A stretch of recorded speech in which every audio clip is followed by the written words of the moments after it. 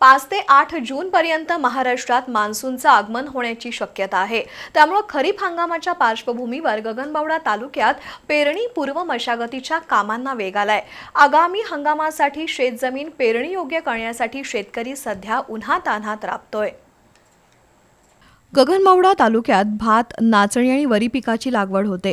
गेल्या काही दिवसातील पावसामुळे जमिनीत ओलावा निर्माण झाल्यानं शेती कामांना चालना मिळाली आहे।